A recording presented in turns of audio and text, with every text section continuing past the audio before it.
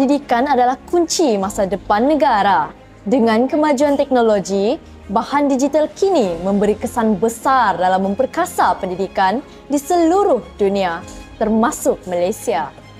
Dalam zaman yang serba canggih ini, bahan digital semakin memainkan peranan penting dalam memperkasa pendidikan negara. Ia bukan sekadar alat, tetapi sebagai pemangkin kepada perubahan besar dalam sistem pendidikan.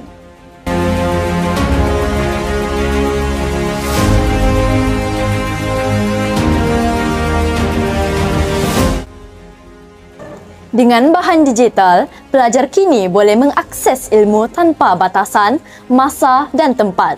Mereka boleh belajar secara kendiri, mengulang kaji pelajaran dan meningkatkan pemahaman dengan cara yang lebih menarik dan interaktif.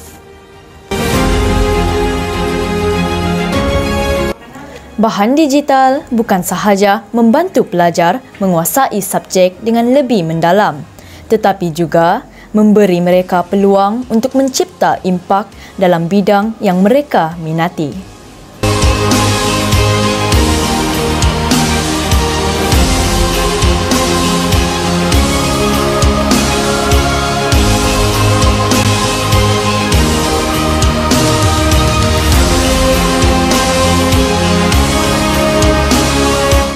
Kerjasama antara kerajaan, sektor pendidikan dan industri teknologi adalah kunci untuk menghasilkan bahan pembelajaran digital yang berkualiti. Inilah yang akan membawa perubahan besar dalam sistem pendidikan negara.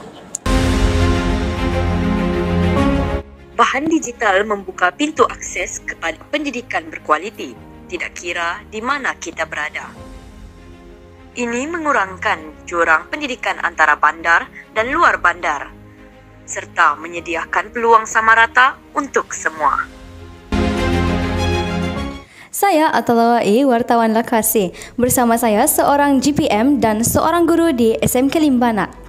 Pada pendapat Cikgu, bagaimanakah pendigitalan ini membantu kita ke arah pendidikan yang lebih berkualiti?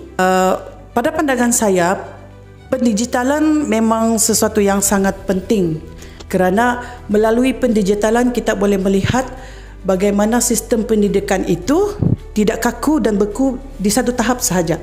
Sebaliknya, terus mengorak langkah menuju ke era modernisasi dan pendigitalan. Dengan adanya pendigitalan ini juga, kita lihat bahawa sistem pendidikan kita ini boleh menghasilkan pelajar yang lebih berkualiti kerana pelajar bukan saja hands on di dalam kelas, sebaliknya boleh melibatkan diri dengan penggunaan digital yang ada di sekeliling kita lah. So ini akan meningkatkan lagi minat murid dalam pembelajaran dan seterusnya boleh menghasilkan murid yang lebih berkualiti dan boleh bersaing di peringkat antarabangsa. Sekian Atalawa I melaporkan untuk TVPSS SMK Limbanak. Pendidikan digital juga adalah alat yang akan memperkasa bukan sahaja pelajar tetapi juga negara kita. Dengan sokongan bahan digital, Malaysia akan terus melangkah ke hadapan dalam memperkasa pendidikan untuk generasi masa depan.